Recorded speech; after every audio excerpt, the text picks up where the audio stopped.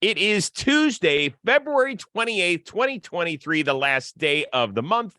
That is my man, Trevor Plouffe. I am Chris Rose, producer Dan, along for the ride as well. I love Tuesdays because I go like a full 4 days without seeing that handsome face of yours. How you doing, friend? I'm doing very well. We have so much to talk about today. Baseball has been giving us great storylines all off season long and hasn't stopped through spring training. So I echo your sentiment. I miss your face. I'm happy to see you. How you doing? I'm great. I'm feeling good and ready to roll. A lot going on in the Rose schedule that I'm sure we'll touch on at some point, maybe on the AMP portion. And if you want to join us every day on AMP, just download it on your iPhone and be part of our community. Ask questions, comments, concerns, whatever you want about the baseball world. No concerns out in San Diego, where the Padres are making it official on Tuesday, extending Manny Machado for another 11 years and $350 million. Thus, he will not be opting out at the end of the season. Now, since February of 2021, they have dished out more than $1.1 billion to the following players: Machado, Bogaerts, Tatis Jr., Darvish, and Musgrove. As exciting as this all is, does it financially make sense for this franchise? Obviously it does. Look, none of these dudes that own these teams, Chris, are bad businessmen, okay? Like, they're good businessmen. That's how they got to own the teams. You always say that on this show. So I think what's happening here is our guy, Peter Seidler, and I said this before. I said Steve Cohen came in and made a big splash, but everyone knew that was going to happen. Peter Seidler doing it in, one of the smaller media markets. I understand there's some different circumstances. San Diego's only major sports team is the Padres right now. So he's kind of got that working for him. He's come in and just created waves. He's shown that, most of these guys can spend like this. They just choose not to. When you're an owner, like, there are times where you can go ahead and say, let's take our record revenue profits year over year, or you're a guy like Peter Seidler and says, let's reinvest in the team and try something different here and go win a World Series. Because I believe this is, I'm talking as Peter Seidler. That would be nice if I was Peter Seidler.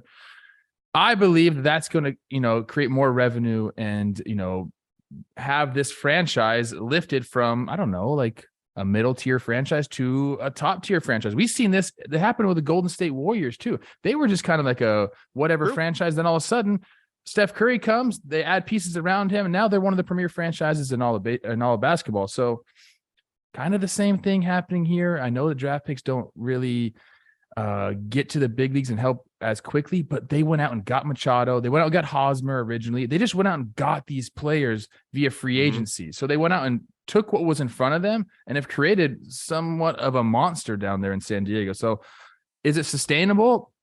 It sure seems like it is, because guess what? Juan Soto and Shohei Ohtani are next for these dudes. Watch out for them. That's the thing. It's crazy, man. So they are going to be paying several guys into their 40s, right? Machado, Bogaerts, Darvish with that 6-year extension. A couple of things I took away from Dennis Lin's article, and he's the outstanding beat writer for the Padres in The Athletic. Machado is saying that he can't wait to wear a Padres hat into the Hall of Fame. I love that, because we did talk about that when Machado was either going to opt out or possibly get extended, that he's going to have a real shot at 3,000 hits and some gaudy numbers. The other thing is that Dennis Lin reported that it wasn't unanimous in the front office to pay Machado and extend him. That means there is pushback to Peter Seidler. Now, ultimately, he makes the biggest he has the biggest financial pull, right? The thing about Seidler that some people don't know, he is a 2-time cancer survivor. He deals with diabetes.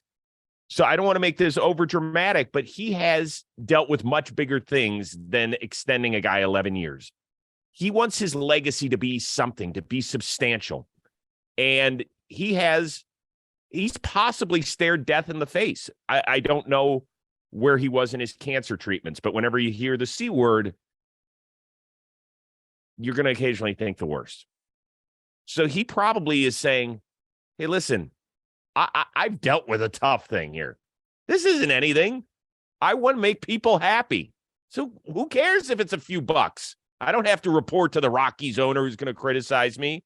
I don't have to look the rest of those 29 owners in the face and explain myself, because I want to run my franchise the way I want to run it. Cool. Don't look him in the face. Go look in the mirror. That's what I would say. Do you know what I mean? Yes. Really, what he's doing totally is it's going to be a fascinating case study, I guess, because yes, it will be. they need to win a world. Now, I'm like rooting for the San Diego Padres to win a World Series now, because if they do that, and I understand like this is not a lot of teams have, I guess they do all have these options, but the Padres have pounced on these really, really good free agents. They've just pounced on them. Okay. When other teams have been in on them, the Padres have come in and just overwhelmed the free agents to come there. So like, do you still have to develop players and draft correctly? Sure. But like, if that's like not in the, pipeline for you in your organization, like you can still go out and get really good players. You just got to spend a little bit more. Well, and let's remember, they offered $400 million reportedly to Judge, 340 plus million to Trey Turner. There's two guys that said no to their money, but it's really fascinating. Real quickly, do they still need pitching? In my opinion, yes. Might this mean that they let certain guys go, like Jake Cronenworth? Yes, but that's okay. We'll see how it works out. You said it's going to be a remarkable case study.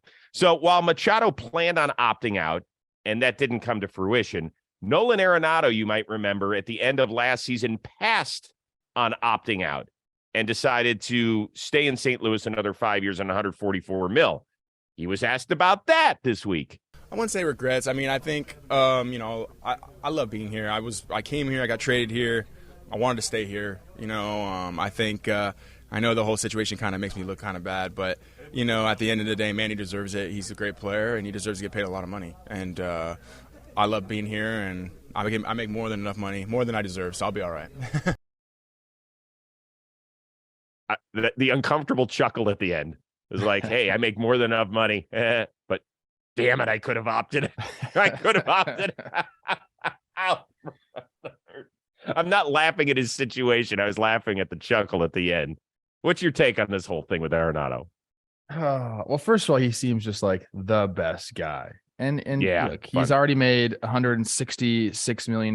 He's got another 144 coming to him. So like he is doing fine. He's gonna make over $300 million in his career. Now, but you mention this all the time on the show too. I keep saying that, but when guys start seeing guys around the league making more than them, a la Ronald Acuna Jr. or whatever, like it does hit home a little bit. And all these guys getting paid into their 40s. That's something that even as far back as, I don't know, like a couple of years ago, we really wouldn't have imagined. Now the market's changed, things have changed, ownership's view has changed on that.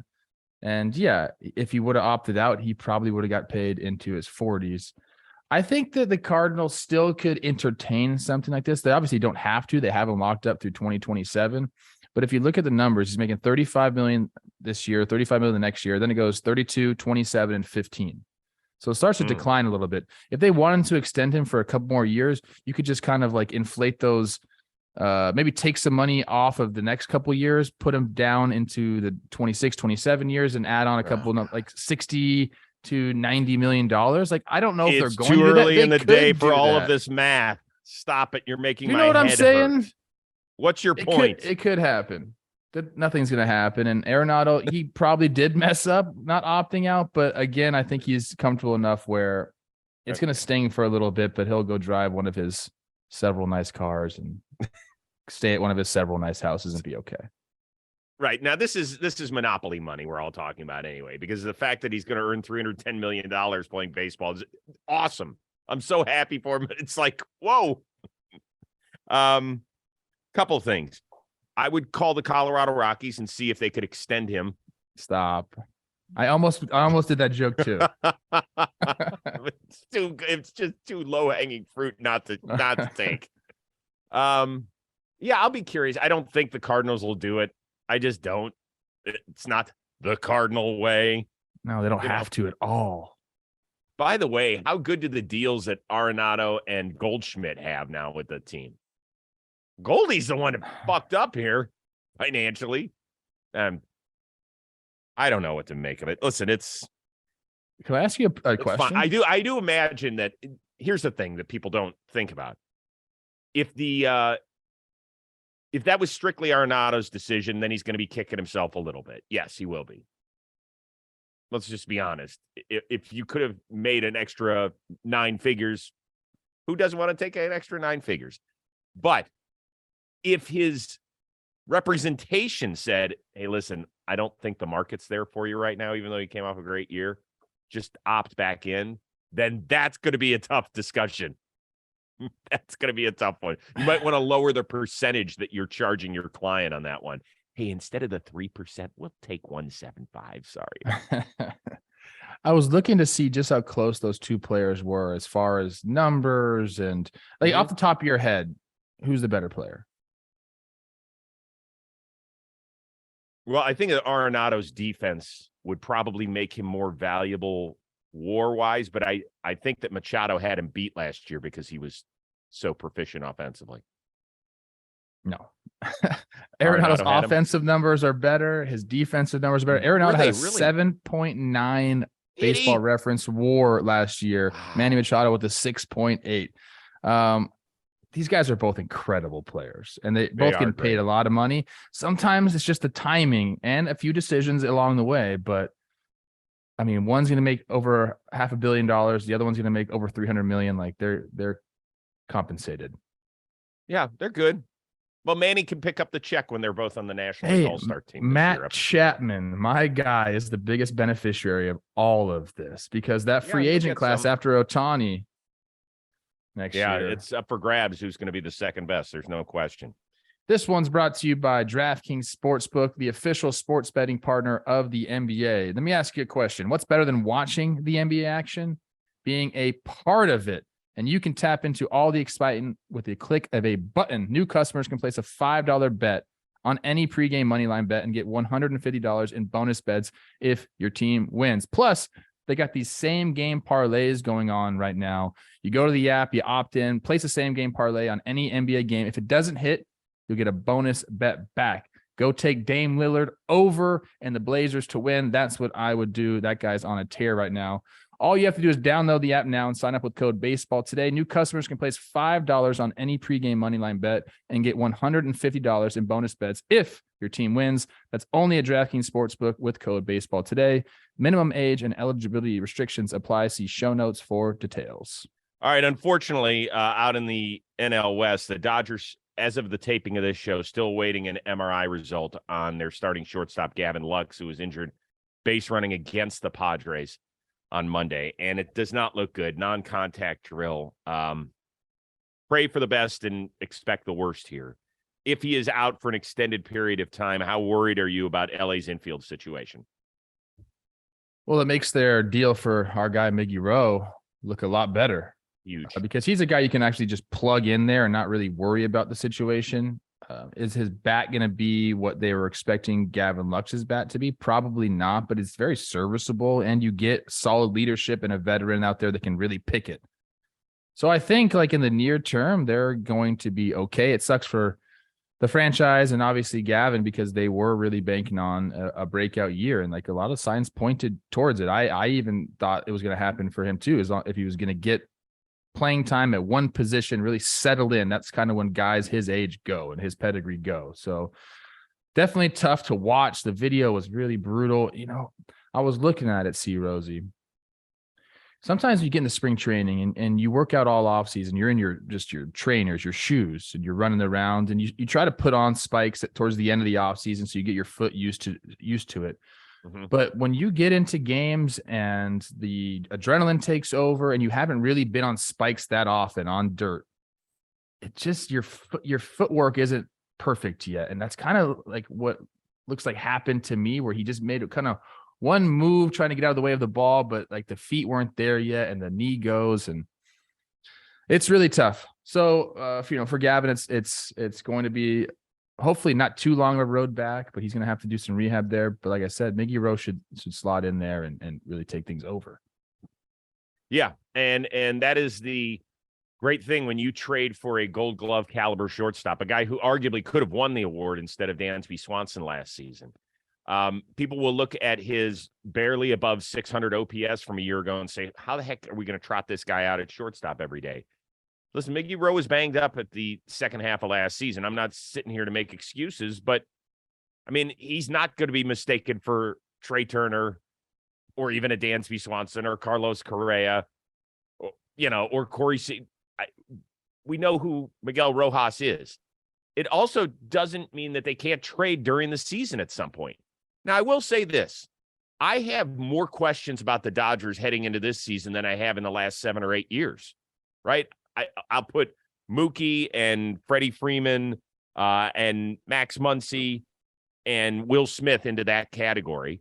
But there's a lot of guys coming back from injury in the starting rotation, for example. Chris Taylor, is he a guy they want to put at shortstop? They need more production out of him. I mean, what was he, a .5 WAR player last year? He wasn't good in the first year of that contract extension. Vargas is a young guy. What is he going to give you in the infield? JD Martinez, is he more the guy that we saw make the All-Star team in the first half of last year with Boston, or the guy who slumped the second half of last season, and now he's got to replace Justin Turner's bat in that lineup? There's more questions about the Dodgers, and here's just another major one they have to jump over. No pun intended. Yeah, their depth is going to be tested. In years past, they've tested it and it's come out and passed with flying colors. So hopefully that happens again for them, because you don't want them to, I don't know. They're such a good organization that I find myself rooting for them as well. Yeah, they've built it the right way. They spend on big leaguers and they draft and develop. Like, what more do you want? I've been watching some Dustin May videos. He looks freaking nasty, bro. I know. By the way, how many teams could be, let's say, 12 to 15 games worse and still have maybe the best record in the league? It's true. Right? Isn't that crazy? 111 games last year they won. Unreal. All right, pitch clock, the big discussion. We got a healthy dose over the weekend. We had the Red Sox-Braves game end when the batter wasn't looking up at the pitcher in time. And then yesterday in a Diamondbacks game, Torey Lovello actually has the headset on. He's doing the booth interview. And this happens. Now we have an automatic. It's a 1-1 count. Yeah, Doug Eddings telling us we've had multiple violations, both by the hitter, Brennan Davis, and the pitcher, Joe Mantiply. So we'll start with a count of a ball and a strike. Now, we know that they were going to be especially tight and stringent in calling this during spring training, because the league wants to point out to the players and to the coaches and to the manager everything that could go wrong. So there are no surprises when the ball drops for real. But do you have any words of advice right now for the league through a few days of watching this? Don't make me look bad. How about that? Because I've been saying this pitch clock is going to be good, and I kind of like it. But when I see things like that starting off on a 1-1 count, it looks a little silly. Now, I agree with you. I think that we're just ironing things out, and we will make some tweaks and adjustments to this thing as we go forward. And ultimately, I believe it'll be better for the game and the pace of play. And I don't know if you watched a lot of baseball this weekend or any of it, but it felt good to me to have that quick pace. I liked it. Mm-hmm. I sent texts out to guys, and most guys are just saying it's an adjustment period, but they do like what's going to happen. So we'll get it figured out. My advice would be, it's a pitch clock and then a hitter's clock. So let's have the pitchers be on the clock. And if at 8 seconds, the batter's not ready to go, let him throw the pitch. I don't think that's the batter what Longo said. Exactly. I don't think the batter should have anything to do with the pitch clock. If he's not in the box, let the pitcher throw. And now that you can raise safety concerns about that. That's kind of what some of the guys told me, the reason why MLB didn't want to do that. But dude, you're a big league hitter. You understand what's coming. Let the pitcher have the pitch clock. The hitter should not be part of it. Then you avoid the 1-1 counts. You avoid the automatic strike, to end the game. The pitcher still has to throw the pitch. And now if the pitcher is not ready, that's a different story. Then call a ball. It's a pitch clock, not a hitter's clock. That's kind of where I'm at with it now. Let's figure some things like that out, so we iron out some of these kinks. So I love the idea of the pitch clock. I do. I love the pace. It does feel a little bit quick to me. I think the importance when you have new rules put in is that they shouldn't be ironclad. You have to move them so that they get just right. I think the idea of the pitch clock is phenomenal. Could I see it somewhere down the road being an extra 3 seconds? Yeah, I could. I really could. And I just feel like right now, maybe because it's so new, that the pace feels a little quick. Did it feel a little quick to you too? I think so. I think that's just us getting used to it, though, because Partially. what I always go back to is people who go to minor league baseball games last year are always in my comments saying, like, if you went to a minor league baseball game last year, you understand what's going to happen. Like, it seems quick at first, and by the end of it, you love it, and you don't even notice it. And the infractions are basically null. So, like, that's what we're going to get to at the major league level. We just have to be patient.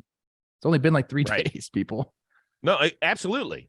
But, this is our first dose of it for most of us. Yeah. It's shocking a little bit. It is a little shocking. There's no question. A little shock to the system.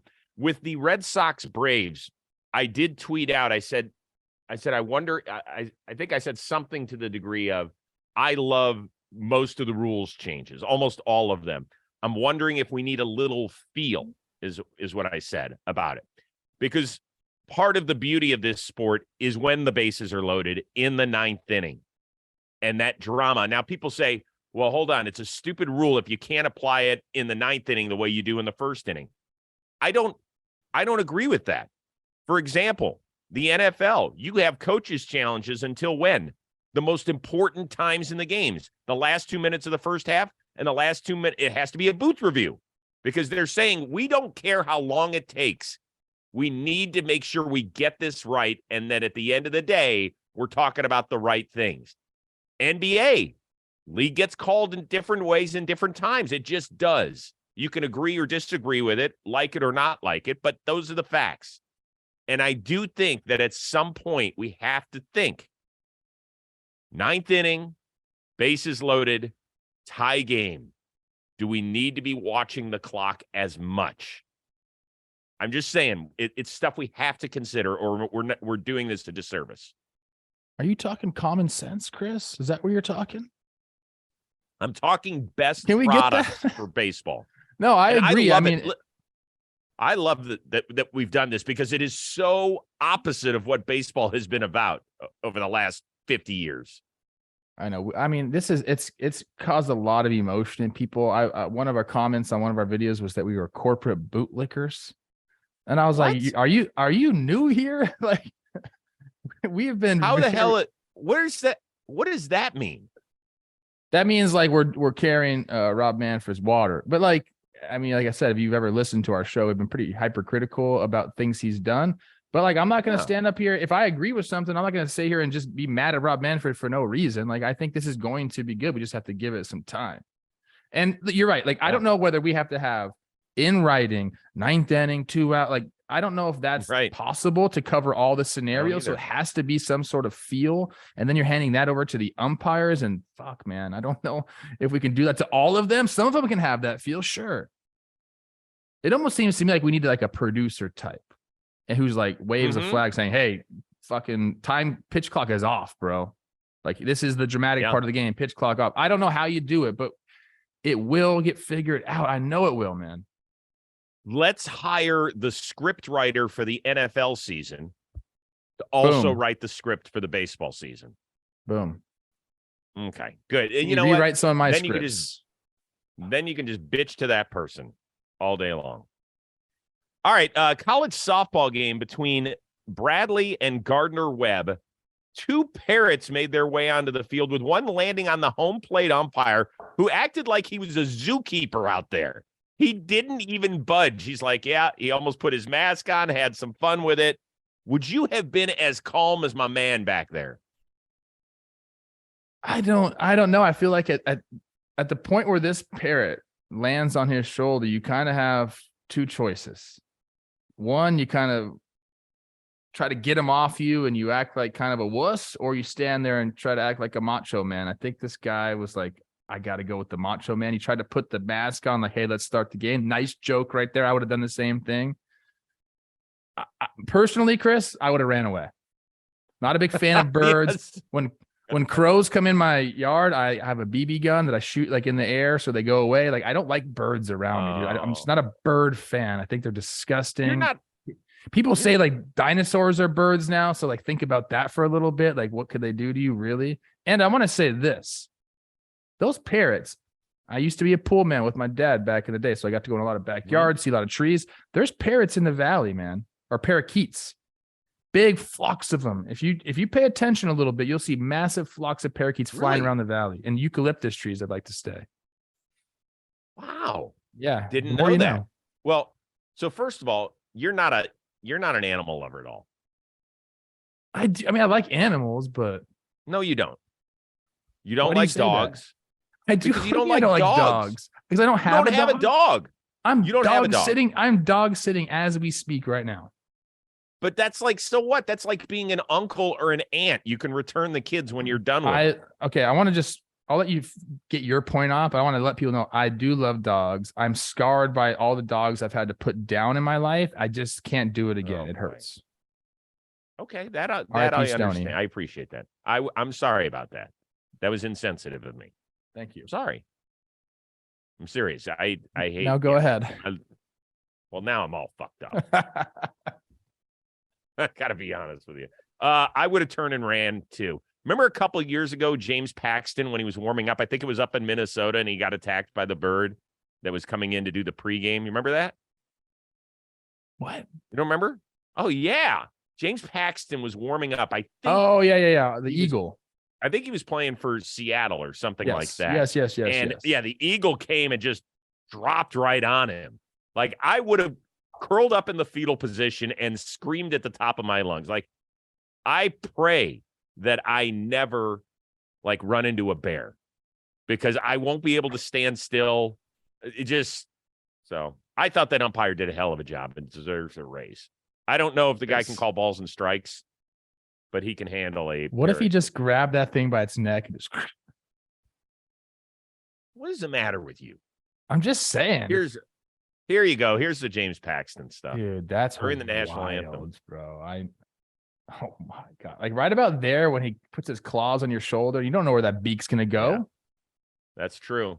Oh, to sucker punch that thing. Dude, Paxton's trying to get ready for a major league start. The big maple. Good old Canadian. That was in Minnesota. Yeah, I told you that. Yeah. Oh, I'm spacey today. Okay, that's okay. Dude, think about that. I just watched Jurassic Park. I just watched Jurassic Park the other day, and like they keep talking about how the dinosaurs turn into birds, and now like they're just living amongst us, and we think they're so cute. I don't know, man. These things could one day they could all just gang up and attack us all.